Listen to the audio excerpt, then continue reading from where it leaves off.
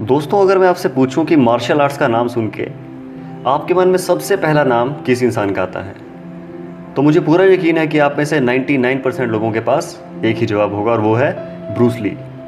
Bruce Lee दुनिया के सबसे बेस्ट मार्शल आर्ट आर्टिस्ट में से एक थे। ब्रूस मार्शल आर्ट्स के साथ साथ एक एक्टर, एक प्रोड्यूसर, राइटर और एक फिलोसोफर भी थे। ब्रूस की ज़िंदगी काफ़ी कम रही और वो सिर्फ 32 साल की उम्र में दुनिया को अलविदा कह गए, लेकिन उनके दिए गए कंट्रीब्यूशन ने आज भी उन्हें लोगों के दिलों में जिंदा रखा हुआ है।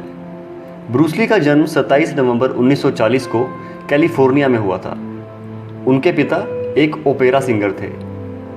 ब्रूस ली का बचपन हांगकांग में गुजरा और मूवीज में उनकी एंट्री बचपन में ही हो गई थी, क्योंकि उनके पिता सेम इंडस्ट्री से बिलोंग करते थे। ब्रूस ली पहली बार 1941 में गोल्डन गेट गर्ल मूवी में आए थे। तब उनकी उम्र सिर्फ 3 महीने की थी और 1946 आते आते ब्रूस ली लगभग 20 फिल्मों में चाइल्ड आर्टिस्ट के रूप में काम कर चुके थे। ब्रूस ने मार्शल आर्ट्स की शुरुआत 1953 में की, जब वो 13 साल के हुए।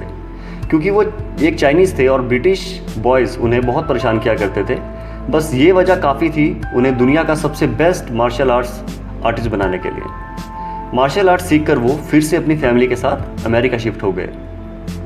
यहाँ आकर वो बच्चों को मार्शल आर्ट सिखाया करते थे और वहीं पर उनकी मुलाकात लिंडा एमिली से हुई, जिसके बाद दोनों में प्यार हो गया और दोनों ने शादी भी कर ली। शादी करके दोनों ने वॉशिंगटन में एक खुद का मार्शल आर्ट स्कूल भी खोला, जहाँ वो बच्चों को मार्शल आर्ट्स की ट्रेनिंग दिया करते थे।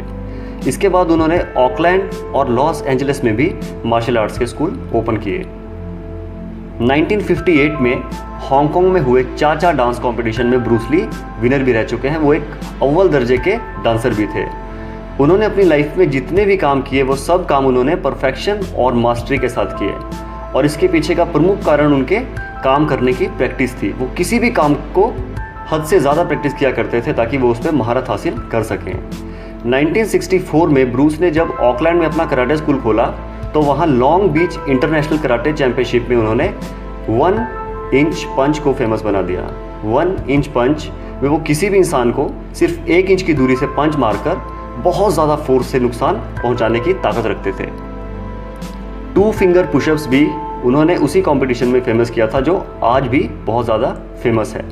वो रोज़ाना 18 से 19 घंटे प्रैक्टिस किया करते थे, जिससे उन्होंने अपने आप को इतना माहिर बना दिया था कि 1962 में ब्रूस ली ने एक फाइट के दौरान अपने ओपोनेंट को 15 पंच और 1 किक के साथ मारकर गिरा दिया, और ब्रूस ली ने ये सिर्फ 11 सेकंड में करके दिखा दिया। ब्रूस ली ने प्रैक्टिस कर करके अपने आप को इतना ज़्यादा फास्ट बना लिया था कि एंटर द ड्रैगन मूवी की शूटिंग के दौरान उनकी किक इतनी फास्ट थी कि वीडियो को 34 फ्रेम स्लो करना पड़ा ताकि लोगों को वो किक फेक ना लगे। ब्रूस ली ने कड़ी मेहनत करके बहुत ही कम उम्र में अपने आप को एक लेजेंड बना दिया था। उनकी मौत सिर्फ 32 साल की उम्र में हो गई थी। वो उनके अंतिम दिनों में सिर दर्द से बहुत ज़्यादा परेशान थे। उन्हें सेरेब्रल एडिमा नाम की एक बीमारी हो गई थी, जिससे दिमाग में सूजन आ जाती है और सांस लेने में तकलीफ होती है। 20 जुलाई 1973 को वो हांगकांग में शाम के करीब 4 बजे अपनी upcoming movie game of death से रिलेटेड कुछ काम कर रहे थे, जहां उन्हें सिर में बहुत तेज़ दर्द महसूस हुआ और उन्होंने पेन किलर ली और सो गए। दुख की बात यह है कि उसके बाद वो कभी उठे ही नहीं। ब्रूस ली ने हॉलीवुड में लगभग 7 फिल्म्स में काम किया, जिनमें से 3 फिल्म्स उनके मरने के बाद रिलीज हुई थी। फिर भी हॉलीवुड हॉल ऑफ फेम में ब्रूस ली की फ़ोटो आज भी शामिल है। ब्रूस ली की मौत बहुत कम उम्र में होने के बाद भी टाइम मैगजीन के 20वीं सदी के 100 सबसे प्रभावशाली व्यक्तियों में ब्रूस ली का नाम आता है। ब्रूस ली की लाइफ से हमें ये शिक्षा मिलती है कि प्रैक्टिस और ट्रेनिंग के साथ किसी भी काम में महारत हासिल की जा सकती है। आपको लेजेंड बनने के लिए कोई बड़ी उम्र पाने की ज़रूरत नहीं होती।